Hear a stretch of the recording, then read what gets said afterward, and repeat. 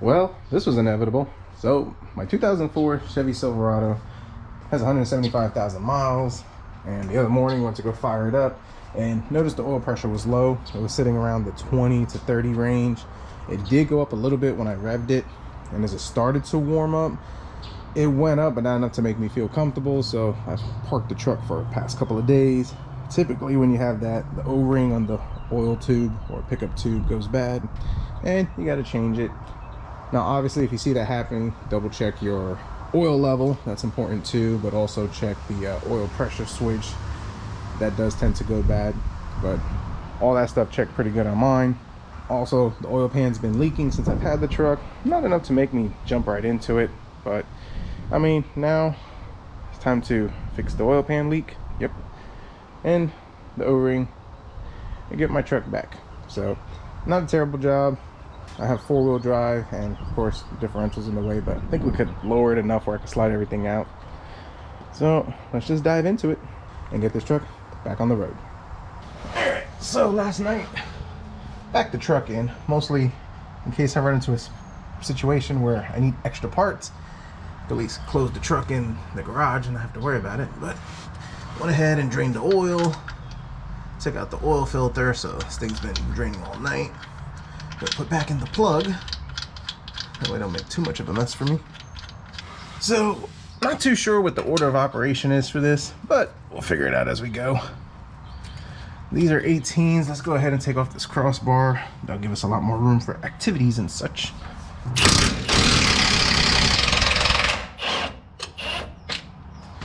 The great thing about this leak is that everything's covered in oil, so you know, none of that corrosion action.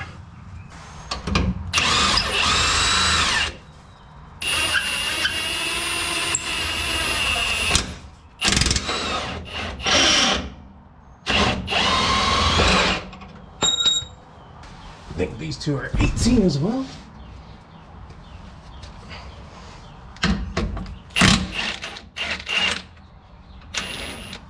Really?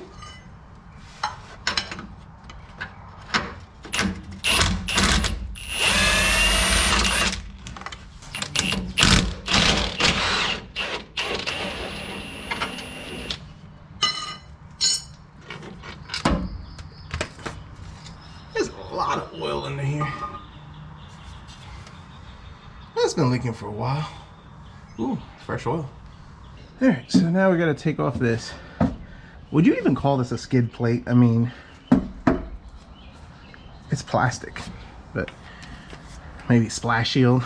Either way, it needs to come off. 15s. The whole point is we need real estate.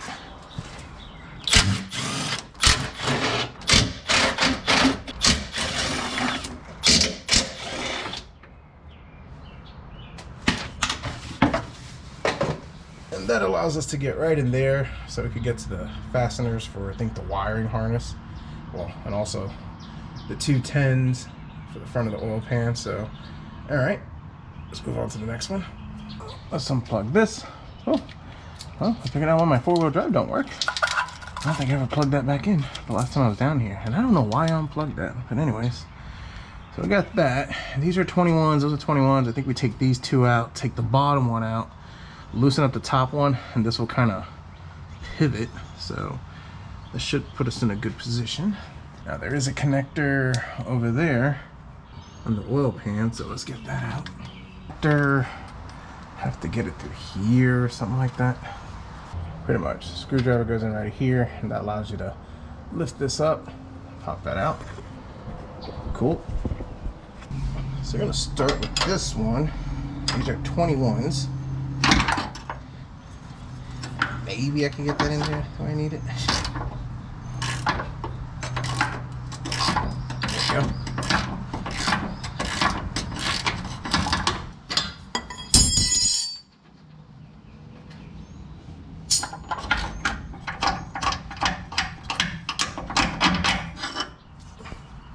That one's the next one. I think I just got to loosen that. Okay. And then the wrench on the other side. And I should be able to loosen that.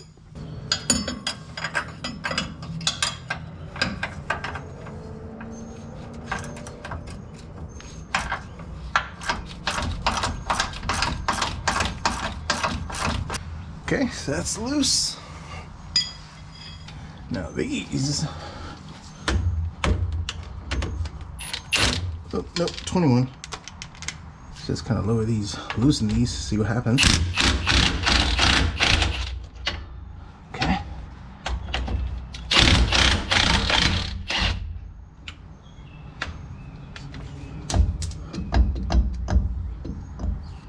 So on the passenger side, took out these 2 bolts, pushed it down. This thing came down pretty good. This bottom bolt removed, and then the one up there is just loose, so we can wiggle this back and forth. So that should give us enough room to bring this thing down and not have to fully remove this. I mean, it's not the end of the world if I have to remove it, but I don't want to. If I don't have to, and if I could slide this out, it would be a lot better. But it did give us way more real estate, so I think now I guess work from the front all the way to the back and start taking out these 10 millimeters that start holding the pan. I think there's a one up here, maybe 2. Just one up here that holds it, and I think that's about it. I'll have to look. I think there's another one that connects the transmission cooler lines, but all right, so time for the 10s.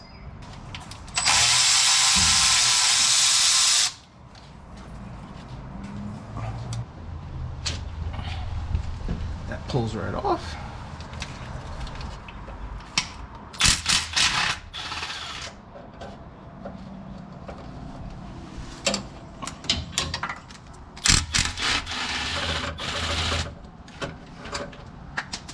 I guess we'll keep working back.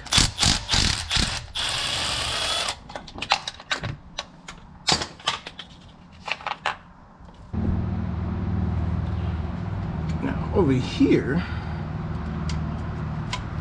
I have to use a swivel. Yeah, I should do it.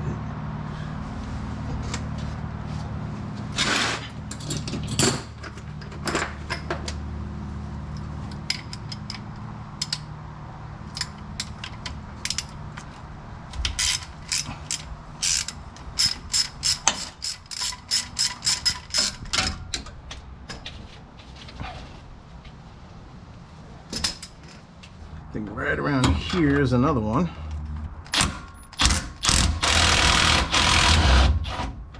I think there's another one right under this wire loom. Yep, sure is.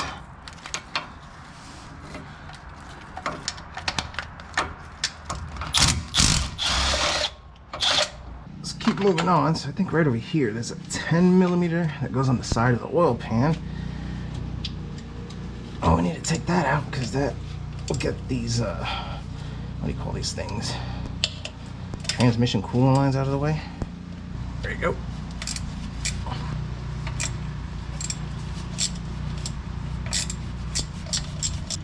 Alright, so that allows all this to wiggle and move out of the way. So we're looking good. Now back over here, there's a 10 there. Let's get that out. Oh, that was nice and loose. That's always a good thing. I'm pretty sure you don't have to take out the starter. I could be wrong, but you know, guess we'll find out. So let's go ahead and keep taking out all these bolts.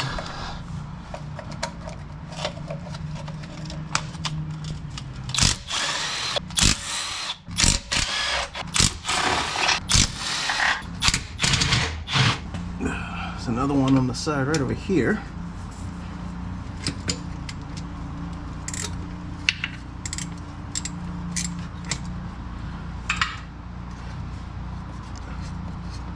Nice and loose. I wonder if this was changed before. Get this one right up here. Now I should be able to get into it. Oh, man, we got some serious leak action going on over here. Every time I take something loose, something else starts leaking on me. That's always good. Yep, 15.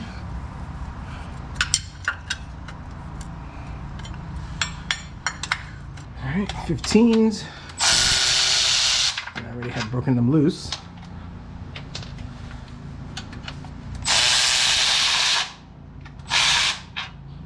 And I'm pretty sure all that's left is these 10s down here. Ew.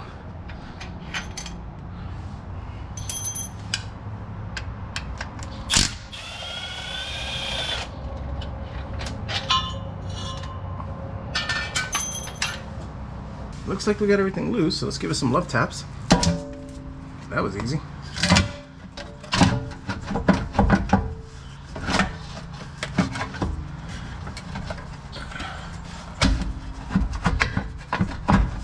Get what we came for. Our prize, I think it's a 13. Yep. Take another one here.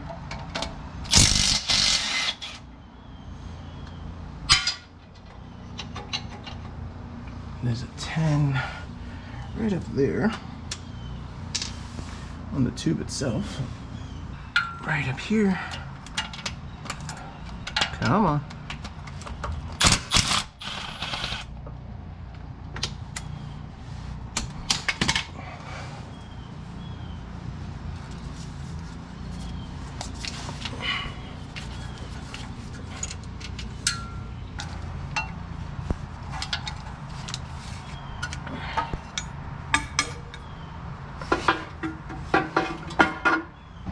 Yeah, a little sludgy in there, but no glitter. We'll definitely clean that up. And as far as this, I guess that's the original one because it has the rivet. So we'll have to drill that out to get this off, clean this. And as far as this O-ring,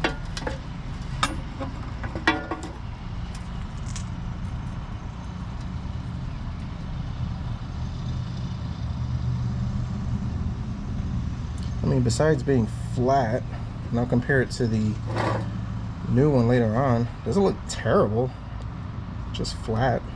Well, it's very spongy. Alright, so I'm gonna go ahead, clean all this off camera. I did get the gasket for this oil cooler, because that does leak. So let's clean this up. That'll actually give me some time because I gotta wait for Amazon to drop off the parts. And then we'll come back, we'll put it together. So I figure let's show the part that most people don't show. So for these rivets, I just took a pair of those side cutters. I cut it, gasket came out, and then I just took a little pick and tapped it down. So they didn't even have to deal with the whole drilling thing. Now this, I forgot to order the gasket. I already loosened it. Or it's like an O-ring. The good thing is that this is not something that you have to take out the whole oil pan to do. It's replaceable in the truck, so that's a good thing. And this is our O-ring over here, which doesn't look terrible, but I'll try to see if I can find something close enough. If not, we'll just run it as is. Doesn't look like it was leaking from there, just everything up here, so we'll do that. I want to give this thing a good cleaning. Now I'm going to take this off. These are 10 millimeters, 4 of them.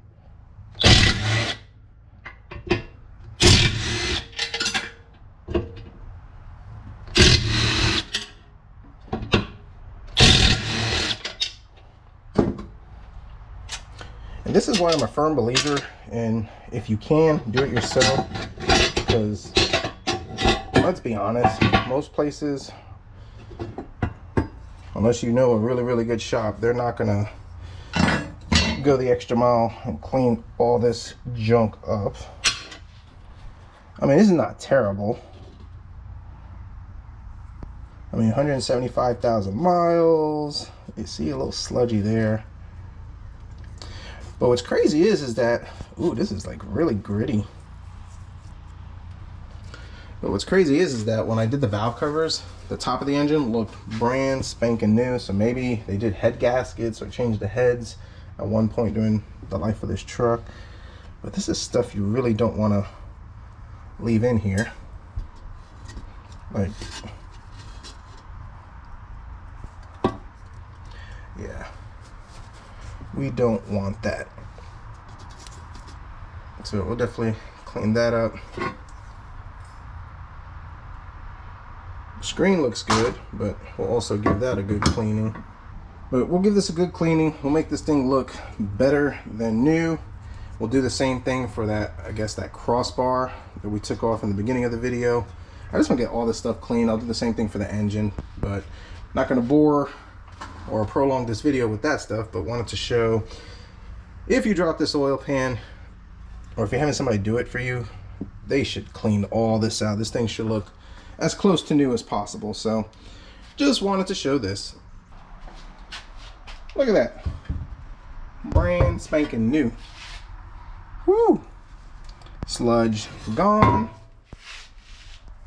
And I went ahead and just spray painted it because, well, I have spray paint that I need to use before it goes bad, so why not? So right now I'm waiting for old Amazon, because that's where I got the gaskets from. Now, I typically get my stuff on Rock Auto, but Rock Auto takes sometimes up to a week. Amazon, you'll probably pay a little more, which, well, in fact, most times you'll pay a little more, but you could get it in a day. So I ordered it yesterday. It's supposed to come in today. But anyways, let's go ahead and clean the surface up, get it ready so we can put it back on the truck.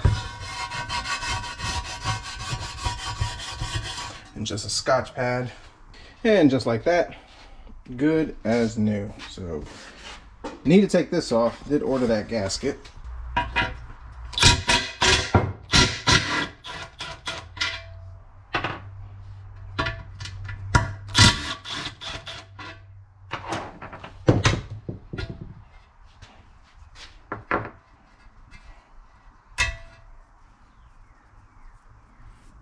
It's a metal gasket. I think the Velcro one is just material based.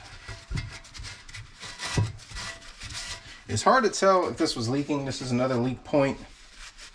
And the reason why is because it was leaking from everywhere. Initially it had a valve cover leak, so that was dripping down, and then the oil pan was seeping out all the way over here. So while I'm here, we'll change it. I probably could reuse this because this doesn't seem like squashed or anything like that. Yeah, it's a little bent actually. Well, it bends easy. But I mean, as cheap as these are, you might as well. But I'll keep it just in case. The reason why I say just in case the one that I get, and now I say I order from Amazon, and the way I did it is I look up the parts numbers, Velcro part, whatever, and then I pull it up on Amazon. And that's the best way to do it. I don't buy those brands that nobody's ever heard of. Now, don't get me wrong, Amazon has been known to sell counterfeit stuff, but typically I found with gaskets, I haven't run into that issue, so that's been good. Go ahead and reinstall the oil level sender. This is the only gasket out of this job that I forgot to order. I didn't think about it, but it don't look bad. It is pliable, and if it does leak, this is an easy 1, 2, 3 to go back and replace.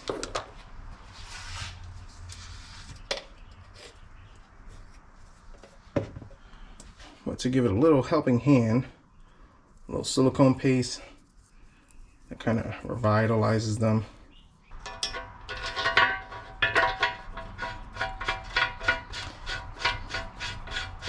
This does not get tightened like super. It's very light.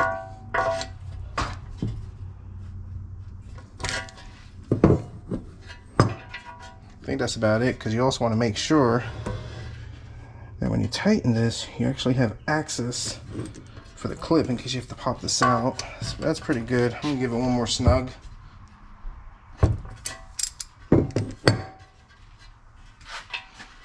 And that should be fine. Well, Amazon came late last night, but we got our parts. Felpro. Got the oil filter up there, AC Delco. And our prize with this O-ring. I'll compare that in just a sec. I did order this gasket for here, but they sent me, this is the original. And this is what they sent me, the oil filter pipe adapter. I need the bypass or the block off one. I'd have to wait another week for it. So this one doesn't look bad. Maybe just put a little dab of the RTV right stuff, just very lightly. You don't want to put too much or that stuff could get in there.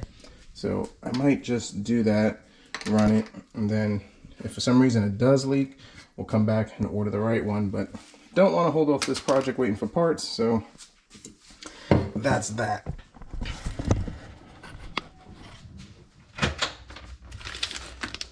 Now for our O-ring, let's compare. You got rounded, flat, little, bigger. This one feels very mushy and jello-y. Well, if it works, it works. Silicone paste. That way it doesn't roll. Slide in a lot easier.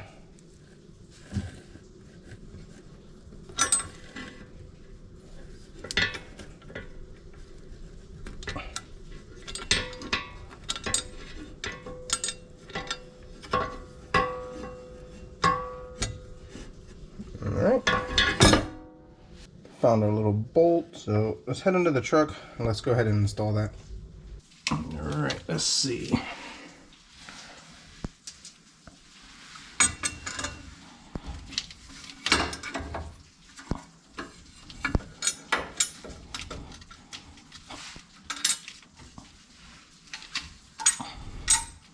It's kind of hard to see because this stinking wire harness is in the way. Let's get that started.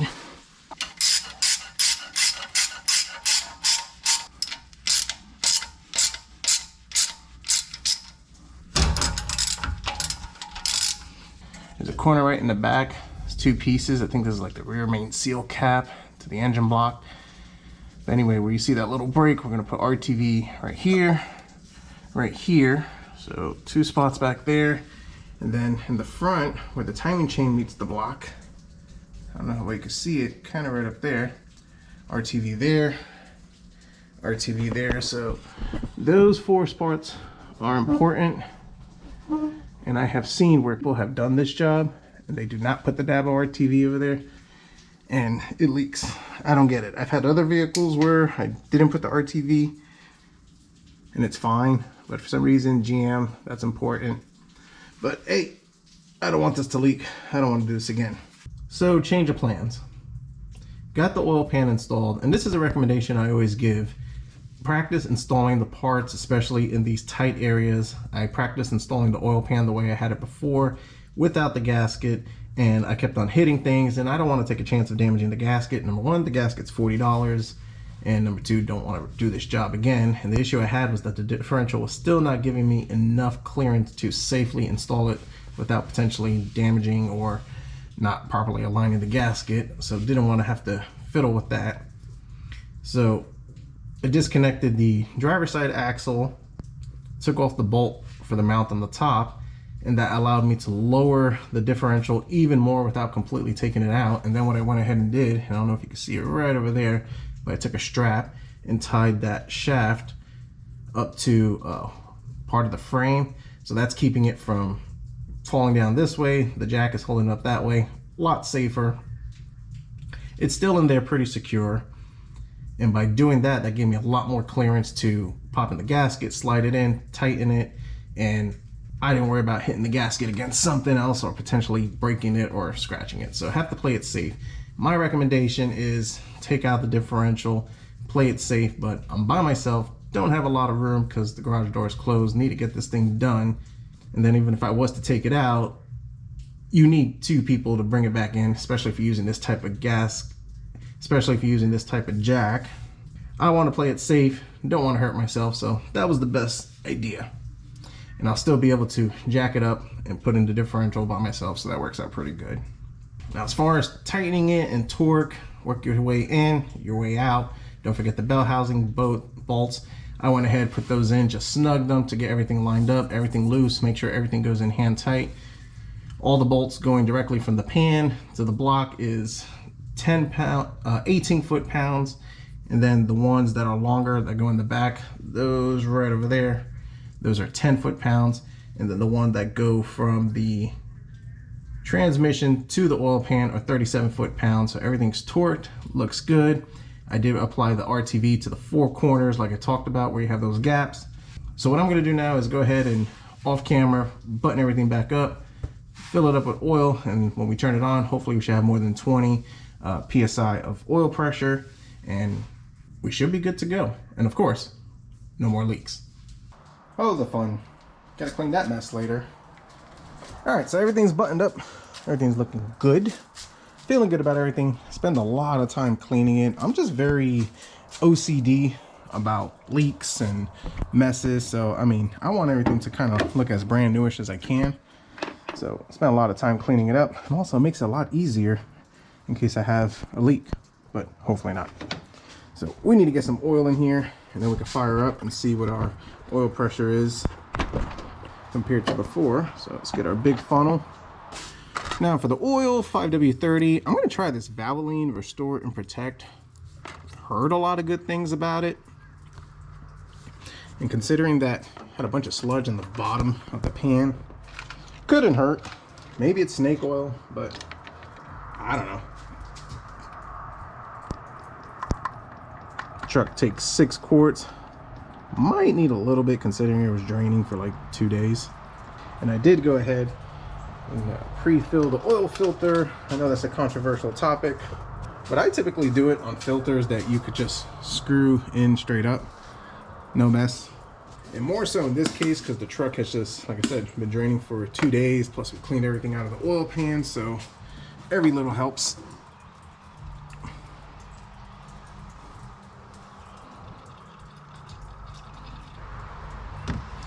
Get to every last drop. Probably want to take you guys inside so we can both see what the PSIs look like.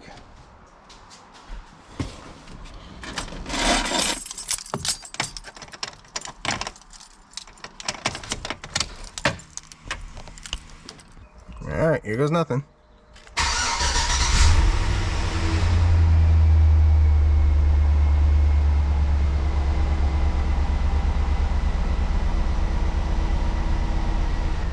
So a little above 40, a lot better than about 20.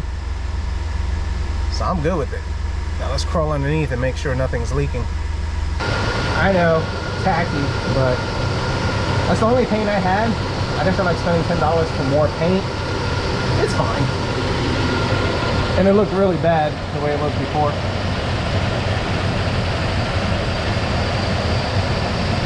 Now obviously it'll take some time to see if we have any seeps, but realistically I'm just looking for obvious huge leaks.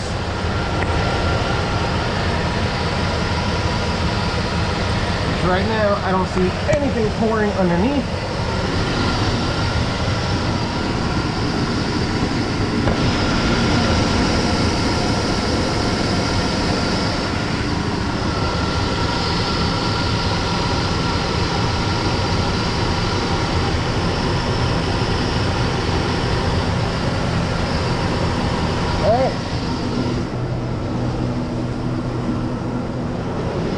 That makes me feel real good. And the biggest thing is before, when the oil pressure dropped to 20 PSI, the top of the engine started making like a ticking noise. That's not doing it, so that's awesome. Let's rev it up.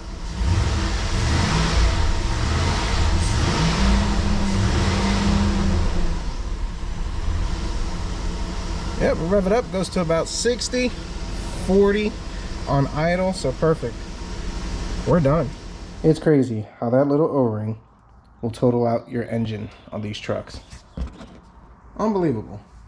I mean, This is not the only brand. I think Mercedes has like a $2 O-ring, and you have to like remove the entire engine to do it, which is ridiculous. But $2 O-ring, I think this job goes anywhere from $600 to $1,200 range that I've seen just to do that. It's not a hard job.